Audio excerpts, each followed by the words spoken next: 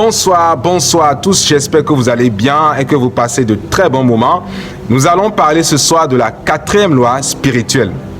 Et pour rappel, j'aimerais vous prier de consulter notre page pour voir les autres lois spirituelles dont nous avions parlé. Nous avions parlé de l'amour de Dieu et du plan de Dieu pour notre vie. Et la 2e loi montrait que la plupart des hommes n'arrivent pas à expérimenter cet amour et ce plan de Dieu à cause du péché.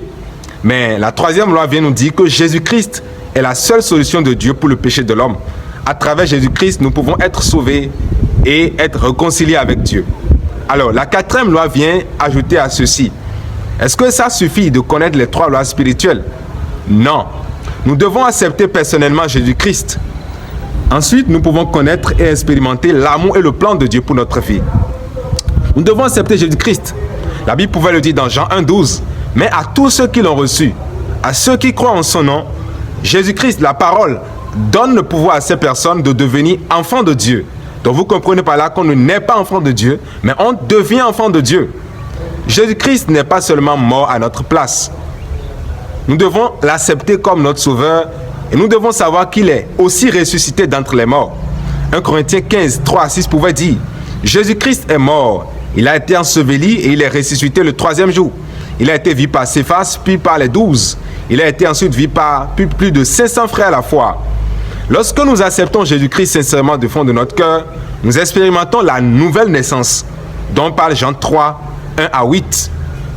Nous invitons Jésus-Christ personnellement par une prière. Jésus a dit dans sa parole, « Voici, je me tiens à la porte et je frappe. Si quelqu'un entend ma voix et ouvre la porte de son cœur, j'entrerai chez lui, je souperai avec lui et lui avec moi. » Alors, est-ce qu'il suffit de connaître les enseignements de Jésus? Il ne suffit pas simplement de connaître les enseignements de Jésus-Christ. Accepter Jésus-Christ veut dire se détourner de nous-mêmes et nous tourner vers Dieu. Dieu est prêt. Lorsque nous faisons confiance en Jésus-Christ, il est prêt à venir dans notre vie et à nous pardonner nos péchés. Nous lui permettons de faire de nous la personne qu'il désire que nous soyons. Vous savez, il y a 2 genres de personnes dans la vie. Il y a la vie dirigée par soi-même et la vie dirigée par Jésus-Christ. La vie dirigée par soi-même, c'est une vie qui est sur le trône de son cœur. Cette personne dirige sa propre vie et le résultat est déplorable. Il y a un manque d'harmonie avec le plan de Dieu et une frustration. Mais la vie dirigée par Jésus-Christ est une vie de paix, de joie et de bonheur. Excusez-moi.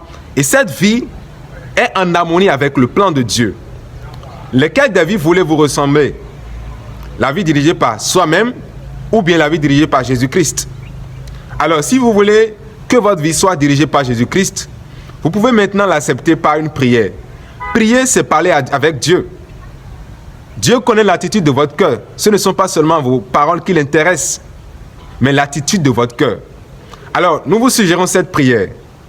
Seigneur Jésus, j'ai besoin de toi. Merci d'être mort sur la croix pour mes péchés.